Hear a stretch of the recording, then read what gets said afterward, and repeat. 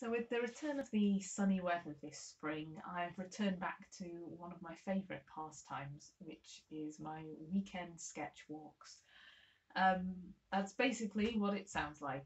I walk and I sketch. I get my map out and have a scout around the local countryside on mostly on public footpaths, but a bit on roads and paved surfaces as well.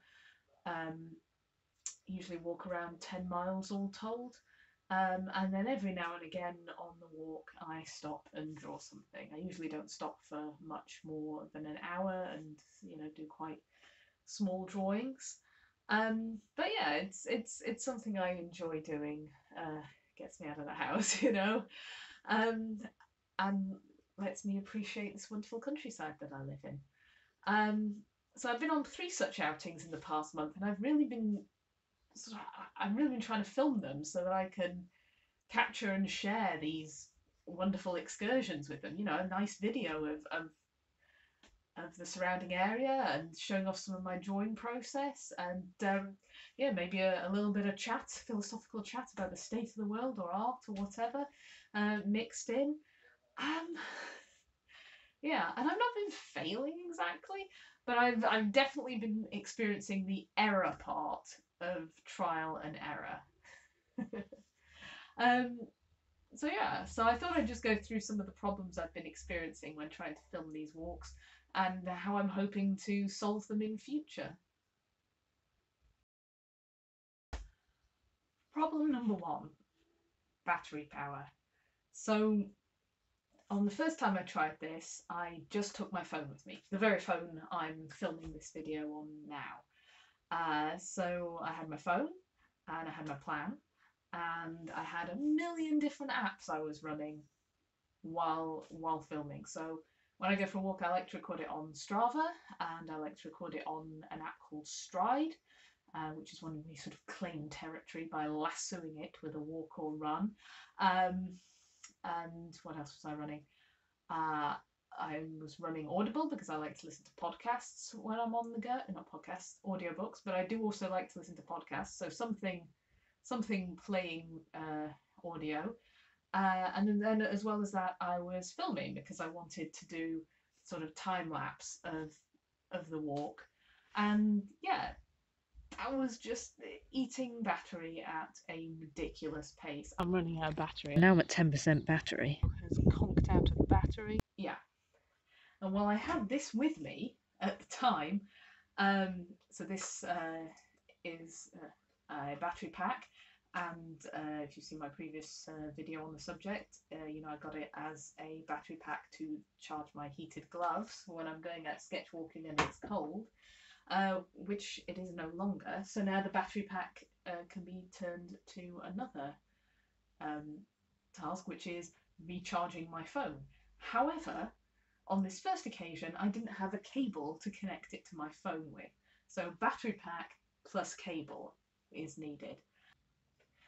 So another solution I thought I could add to this was to bring out another device with me. My husband has a Gopro and it's been languishing somewhat, but I got it out, charged it up and brought it with me on my next walk, where it promptly ran out of battery. Yeah, so and I didn't have a cable to charge that guy up either. Yeah. So battery is a continuing problem, and I think that a way I'm going to have to solve that is to be a bit more tactical about what I record and how I balance the load between the devices, and to also make sure that I bring out additional charged batteries for the GoPro, which has swappable batteries, and to make sure that I bring this guy out for the phone just to back me up. And I think that should cover my bases when it comes to battery. Problem number two. So now I've got the GoPro and I'm bringing it out with me to do time lapse. I had it attached to me when I went on the Cambridge Half Marathon, and if you saw that video, you'll see that the GoPro failed pretty darn quickly into it. It turned out to be an SD card problem. Not great. As I said, it's my husband's old clunky GoPro. So And he did warn me that it might be a bit flaky on that count, and it was very flaky. So I decided I would get myself a new action cam, just for me, so that my husband could have his back, but also so that I could have something that wasn't broken, because we weren't sure whether it was an SD card problem or a GoPro problem, and tried a bunch of SD cards in it and had similar problems, so we assumed that the problem was with the camera and not with the card.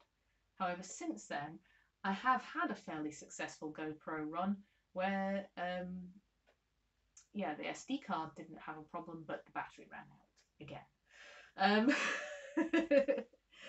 again. So yeah, technology, I think, learning to manage that, and learning its battery life, and what I should expect from it and how to plan around it, I think is just going to be, it's going to be a learning through experience and continued trial and error, I think. But there we go. Okay, next up, problem 3, still on the technology side of things, tripod fail. So I have a very small, lightweight tripod and a selfie stick as well in here, that I take out with me and I use to set up when I'm sketching. I set up the camera on the tripod looking down into my lap. So problems I've had with that are I forgot the phone adapter for it. Excuse me, I'll just pick this guy up. Yeah, it has a little phone grabber that you can screw into the 1/2-inch screw, and that then expands, grabs the phone and holds it. Yeah, I left that at home. Tactical error, I forgot the phone holder for my tripod, so now I guess I'm going to have to do all the capturing with the GoPro, and however flaky its SD card link is and however long its old battery lasts. Problem was I only have one. It's currently in the studio tripod, and I went out for a walk having left it there, and forgotten to put it into the bag with my on-the-go tripod. Problem easily solved. I just bought another one, and now I've got one for my away kit and one for my at-home kit. Yeah, not a massive problem, but kind of irritating when I'm in the field and I first sit down and I'm about to start drawing, and I can't set up my phone on my tripod. Fortunately, on that occasion, I was able to use the GoPro, because the bit I used to attach it to myself is also can be used to attach it to the tripod. So problem number 4, and we're still in the technology and equipment problems, and still in tripod problems, is I find it hard setting up the tripod to make sure I get a good view. So usually when I'm sitting to sketch, I want to set the tripod up so that it can sort of show my lap, my hands, and what I'm drawing. And it's very hard to do that when you're the person setting the tripod up, so you're behind it, training it on an empty space where you're imagining that you're already sitting, in order to guess where my lap is and where my art setup is going to be on my lap, and how I'm going to capture what I'm drawing on film. So I feel like I've done reasonably well with it most times when I sort of come in from the side of what I'm drawing. However, I've messed it up a couple of times when trying to sort of get an over-the-shoulder shot so that I can include what I'm drawing and my drawing of it. And you'll see from this clip that I've ended up setting it up on what would be a perfect shot of both the pond I'm drawing and my drawing of it, if it wasn't for the fact that my torso is in the way, and I hadn't accounted for the fact that I have a body. So that was a little bit of a failure. Problem number 5. Problem number 5. This is again a similar theme of the me and technology interface, and I call this the big face problem. As I said, I do have a selfie stick that I carry around with my tripod, but I just feel so conspicuous whipping it out in public and, you know, walking around and talking to my selfie stick. I know this is like a psychological thing that I'm going to have to get over. And for some reasons I feel somewhat less conspicuous sat drawing with the tripod, filming my art, perhaps because I already feel conspicuous drawing in public, then the filming it is just an added thing. But talking to myself on a selfie stick in public just doesn't seem to. It just feels really conspicuous and awkward, even in the middle of an empty field. I don't know why. My brain, it's a thing. So instead of taking the extra few seconds to set up the selfie stick and give myself a nice shot of myself with a bit more background, I just grab my phone out, hold it in my hand, and film any sort of talking in the field bits to it, which comes with two problems. One, I'm not exactly sure where the microphone is, so I'm always worried that I've got my big thumb over it and all the video is just me going.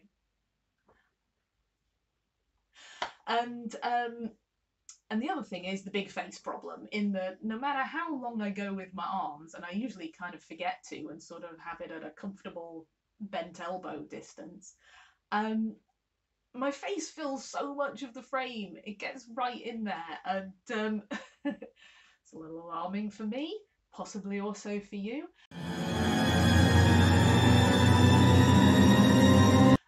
And it misses out on sort of giving the scene, setting the scene of where I am as well. So the big face problem.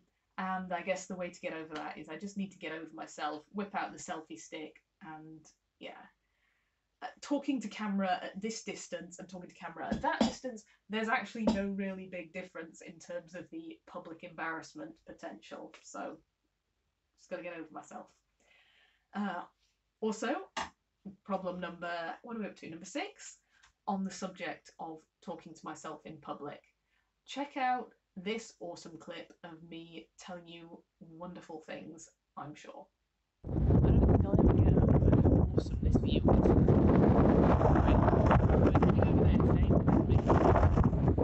So yeah, did you hear any of that? No, because of the wind. And I always forget just how much louder wind is on camera versus to my ears when I'm out in it, presumably because I'm sort of filtering it out. Yeah, so I usually start my walks out on a place called Royston Heath, which is a bit of common land close to the town I live in, and it's a gorgeous view, which is why I often like to stop up there. It's totally to do with the view, nothing to do with the fact that I can't handle walking up hills and I need a rest after the very first hill in the journey. Anyway, so I like to stop up there and sort of start the video by saying, hey, I'm here, I'm going for a walk, I'm going that way, because you can pretty much see all of the that ways from the top of this hill. And yeah, but you can't hear yourself think for the wind up there. So I guess the learning there is going to be stop filming on top of that hill, and if it's really windy, just be aware that it's going to come up in the sound a lot louder than I think it is, and to perhaps instead just capture a non-talking clip that I can then do voiceover later. I haven't yet. I'd like to say I need to up my voiceover game, but I have no voiceover game, so I need to start a voiceover game at some point in this YouTube journey. But yeah, there we go, the wind. I've entirely lost count of which problem we're up to. I think we're on problem 7. Yeah, problem 7 is the time lapse of the walk. I really want to capture some on the journey footage, but I just haven't quite nailed down how best to do this. I was thinking to do it time lapse because, you know, you don't want to watch however long 5 hours of me walking, but I don't want to sort of just get clips of this and that. I want it to feel like a complete journey. So it felt like a fairly aggressive time lapse would be the way to capture that. Unfortunately, I don't feel like I've properly nailed down exactly what setting of time-lapse, what speed I need to make it feel right, because I think I've been too aggressive and that makes it really jerky, um, which is problematic. It's seasick to view. I think not just because it's fast, but also because I haven't figured out the best way of wearing the GoPro, which is what I use for the time lapse, when I go out on these walks. When I went to do the Cambridge half marathon, I thought I would wear the GoPro through it, and I used the body harness, but that just meant that I had a big piece of plastic digging into the middle-age spread that running half marathons hasn't yet shifted, and very uncomfortable, especially when you consider that the darn thing only recorded like the first 30 seconds before conking out, and then I had to cart it 13.1 miles. So yeah, the holding it, the on the body harness is not very comfortable. So next I tried the on the head harness, but the problem with that is that when I'm going for a walk, what I want to show the viewer is this very straight ahead, this is the path I followed film. However, I'm not a single focus walker. I'm always having a bit of a look around for something worth drawing, to look at a nice view, to, you know, say hi to people. Yeah, my head is only probably about 30% of the time pointing in the direction that I'm heading. So that really does make for a jerky view, because there's not really a continuity of going straight forward. There's occasionally an up here and an up there. Yeah, so this is something I'm just going to have to figure out. I think that I might try the body harness again with the GoPro on it for a walk, in the hopes that when I'm not running, it's not going to dig into me as much, and also I'll be wearing generally heavier weight clothing, so they might afford me a little bit more protection from it. You know, I don't think that I want to commit to doing the head piece and just walking straight forward in a line like a blinkered horse. You know, I don't want to rob myself of the joy of looking around just for the sake of a YouTube video, or, you know, not even for the sake of a YouTube video, just for the sake of a very compressed, quick time-lapse bit in a YouTube video. So yes, we shall have to see. Yeah, we shall have to see how that goes. If that doesn't work so well, I think maybe just fall back to just doing proper film of shorter stretches and with the handheld camera. Though actually, that's an 7B problems, is the angle problem of when I'm putting the GoPro either on my head or on my belly. It's a little hard to figure out that I've got the right angle, and I'm not sort of slightly tipping it to the sky and only seeing sort of like just a bit of horizon in that, or I'm not tipping it at the ground. I've had definitely a couple of time-lapse bits that I've done which have seemed like counted one way or the other a little much. So that's yes, that's another one where just trial and error and experience and practice are going to be the only solutions to that. Yeah, I think that's all. I think that's all of my learning points so far on learning how to film my plein air excursions. No, maybe one more. Problem number 8. I'm going to call it the shite art problem.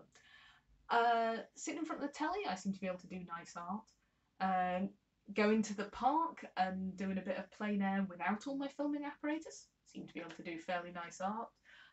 Yeah, any outing that is not filmed, or even outings that are filmed but drawings that are not filmed on that outing, that all seems to turn out fine, or at least acceptable to me. But it seems like the very minute I turn on the camera and start filming myself, I start producing art that I dislike. I don't know if it's a performance anxiety thing, or whether I'm going too fast because I'm in a hurry to wrap this clip and move on.